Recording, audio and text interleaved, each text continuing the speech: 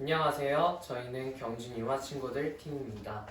저희 팀 발표 주제는 청소년 상담 인식과 개선입니다. 첫 번째로 서론에서는 사회적 이슈가 되고 있는 청소년 자살률과 그에 대해 해결 방안으로서 상담에 대해 말하고자 합니다. 두 번째, 본론에서는 해결 방안인 상담에 대한 청소년의 인식과 이를 토대로 한 청소년 상담 인식 개선 방안을 제시하고 마지막으로는 개선 방안에 대해 구체적인 제시로 이루어져 있습니다. 필요성 및 목적입니다. 2020년 코로나로 인한 팬데믹은 국가적을 뛰어넘어 세계적인 이슈가 되었습니다. 이 팬데믹은 많은 사람들에게 불안, 우울 등 부정적인 감정을 축복시켰습니다. 그런데 이 한 기사를 통해 국가적 위기가 올 때에는 위기 당시보다 위기 직후에 자살률이 급증한다는 것을 알게 되었고, 이러한 이유로 많은 심리학자들이 코로나 이후에 급증할 것으로 예상되는 자살에 대해 주목하고 있다는 것을 알게 되었습니다. 이러한 이유로 저희는 자살, 그 중에서도 높은 비율을 차지하는 청소년 자살에 대한 발표의 필요성을 느껴 이것을 해결하고자 주제를 잡았습니다. 통계청과 가장 최근 나온 청소년 백서에 따르면 우리나라 청소년의 사망 원인은 2011년 이후로 지금까지 계속해서 자살이 안전사고와 악성신생물, 암을 이기고 1위를 차지하고 있습니다. 또 보건복지부에선 청소년 자살 시도율이 2016년 이래로 2.4%, 2017년에 2.6%, 2018년에 3.1%, 그리고 2019년에 잠시 3.2%로 주춤하였으나 꾸준히 증가하고 있는 것을 볼 수 있었습니다.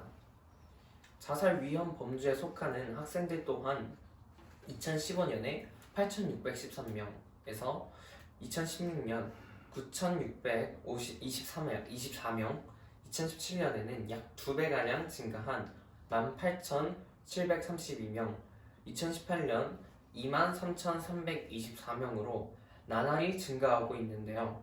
이는 2015년과 비교했을 때 270%가량 폭증한 수치입니다. 그렇다면 이러한 심각한 자살 문제를 해결할 수 있는 방법은 무엇일까요? 저희는 많은 논문과 기사들을 통해 상담이 자살률을 해결하는 좋은 방법이라는 것을 알 수 있었습니다. 상담은 자살의 주요 원인인 학업 문제, 가정 내 불화, 친구 관계 등 여러 문제를 고민선에서 해결하도록 돕습니다. 또한 상담이 자살이라는 큰 틀을 벗어나서도 청소년들이 겪는 진로, 성, 비행 문제에서 긍정적인 영향을 끼칠 수 있다고 생각하였습니다. 청소년 자살을 사전에 예방할 수 있으며 다른 정신질환 및 문제들 또한 큰 문제가 되기 전에 해결할 수 있다는 점에서 상담은 분명히 자살 문제를 약화시키고 여러 가지 방면에서 도움이 됩니다. 이러한 효과적인 상담이 청소년들에게 실질적으로 도움이 되고 있을까요? 그것을 알기 위해 저희가 직접 설문조사를 만들었고 저희 주변 청소년들에게 배포하였습니다. 그 결과 저희는 흥미로운 몇 가지 사실들을 알게 되었는데요. 바로 상담을 찾는 학생이 아주 적다는 것과 청소년들의 상담에 대한 인식이 대부분 부정적이라는 사실입니다.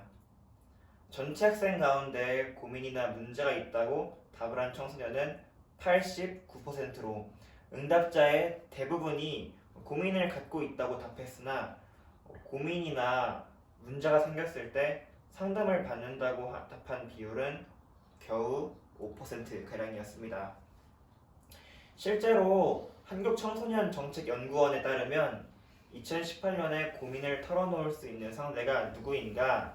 라는 질문에 상담이라고 답한 비율은 겨우 0.2%에서 0.3%밖에 되지 않았습니다. 또한 고민이나 문제가 생겼음에도 상담을 받지 않는 이유를 묻는 질문에서 상담사의 부정적인 이미지가 26%로 가장 높은 비율을 차지했으며 불편한 접근성이 19%, 본인의 문제나 고민이 상담까지 하기에는 너무 사소하다라고 답한 응답이 14%로 뒤를 이었습니다. 저희 조는 진행된 설문조사를 통해서 상담사의 부정적 이미지, 접근성, 그리고 사소한 고민이 청소년들로 하여금 상담을 좀 꺼리게 만드는 주요 원인 3가지인 것을 알 수 있었습니다. 그리고 상담에 대한 인식을 개선하기 위해 이 3가지 요인을 해결하게 된다면 청소년들의 상담률을 증가시킬 수 있을 것이 확실할 것으로 보입니다. 이에 대한 해결 방안으로 저희 팀은 온라인 상담을 주목하였습니다. 온라인 상담은 저희가 진행한 설문조사의 결과인 상담의 인식을 낮게 만드는 주요 원인들을 모두 상쇄시킬 수 있습니다. 첫 번째 문제는 26%로 1위를 차지한 상담사의 부정적 이미지였습니다.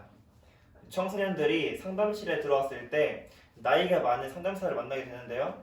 청소년들은 이런 상담사들을 자신의 부모나 교사처럼 받아들이게 됩니다. 때문에 상담사의 말이 부모나 교사의 조언이나 충고같이 느껴져 결국에 상담사의 이미지가 부정적으로 나타나는 것입니다. 그러나 온라인 상담은 비대면으로 진행이 됩니다. 그렇기에 청소년들이 상담사에 대한 외적으로 느껴지는 편견이나 거부감을 덜 느끼며 상담할 수 있습니다. 두 번째 문제는 19%로 2위를 차지한 불편한 접근성이었는데요. 대개 상담은 시간과 공간의 제약을 받습니다. 하지만 온라인 상담은 언제 어디서든 본인의 휴대폰만 있으면 상담을 받을 수 있습니다. 그래서 온라인 상담을 이용한다면 접근성이 높아질 것입니다. 세 번째 문제는 14%로 3위를 차지한 사소한 문제에 대한 부담이었는데요. 청소년들은 자살, 이혼, 학교폭력 등의 심각한 문제가 아닌 보다 사소한 문제로 여겨지는 고민을 갖고 상담실을 향하기에는 부담을 느끼게 됩니다. 그러나 온라인 상담의 경우 핸드폰에 문자 전화 등으로 상담을 진행할 수 있습니다. 이처럼 접근성이 좋기 때문에 사소한 고민부터 무거운 문제들까지 청소년들은 기존 상담보다 훨씬 부담 없이 접근할 수 있습니다.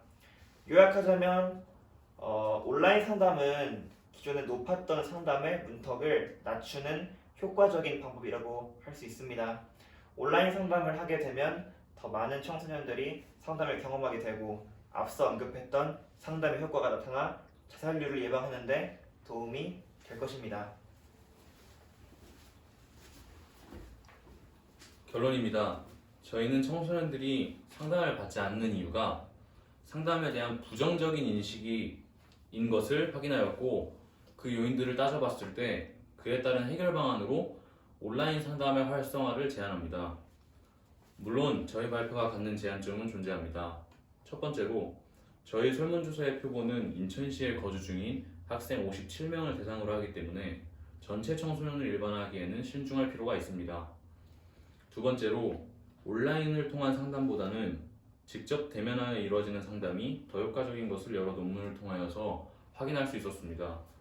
하지만 이러한 제한점에도 불구하고 저희 발표는 3가지의 의의가 있었습니다.